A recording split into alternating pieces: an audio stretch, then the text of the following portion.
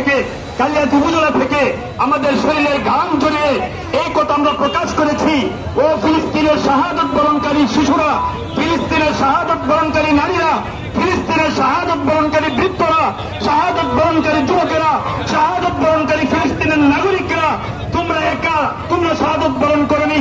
যদিও তোমরা রক্তের নজরানা দিয়েছ, আমরা দূরে থাকার কারণে রক্তের নজরানা দিতে পারি নাই, কিন্তু ঘামের নজরানা দিয়েছি প্রাথমিক অবস্থায়। এবং ইহুদিবাদ সহ সমস্ত মুসলিম কাফেরদেরকে কঠিন হুঁশিয়ারি দিয়ে আমরা জানিয়ে দিতে চাই, যদি ফিলিস্তিনের বর্বরোচিত হামলা অচিরে বন্ধ না করা হয়, জাতীয় সংঘ যদি জাতিসংঘ কার্যকর পদক্ষেপ নিতে ব্যর্থ হয়, তাহলে আমরা মুসলমান সাধারণ জনগণ অস্ত্র হাতে নিয়ে ফিলিস্তিনের পক্ষে কাফেরদের বিরুদ্ধে জিহাদ ফি সাবিলিল্লাহ নেমে পড়তে বাধ্য হব। সংগ্রামী সাথী ও বন্ধুগণ,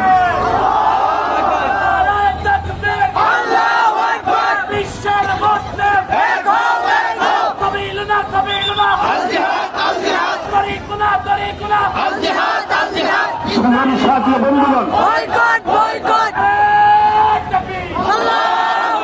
সংগ্রামী সাথী ও বন্ধুগণ, আজকে সারা বাংলাদেশ থেকে মার্চ ফর গাজা পালিত হচ্ছে। লক্ষ লক্ষ মুসলমান সুরাওয়ার দিতে একত্রিত হচ্ছে।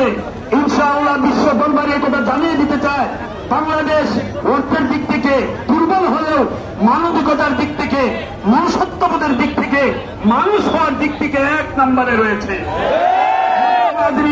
আমরা আরেকটা মানবতার পরিচয় দিব।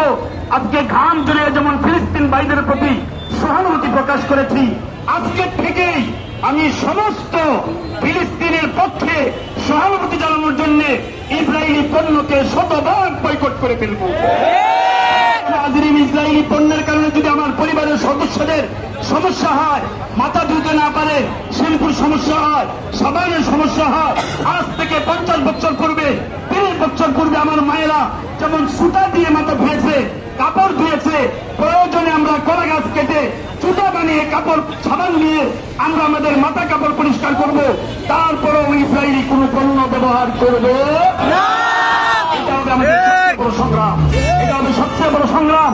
সকলের প্রতি ইসরায়েলি পণ্য বয়কট করার মধ্য দিয়ে আবারও যদি উলামায়ে কেরাম, তৌহিদি জনতা আমাদেরকে কখনো ডাকবে ঐক্যবদ্ধভাবে রাজপথে আসার জন্য, ভবিষ্যতে জিহাদ ফি সাবিলিল্লাহর অনুপ্রেরণা নিয়ে আমাদেরকে ঐক্যবদ্ধ হওয়ার জন্য আহ্বান দেখে জাতীয় উলামা শায়েখ আইম্মা পরিষদের পক্ষ থেকে ধন্যবাদ দিয়ে আমি আমার সংক্ষিপ্ত বক্তব্য এখানেই শেষ করছি।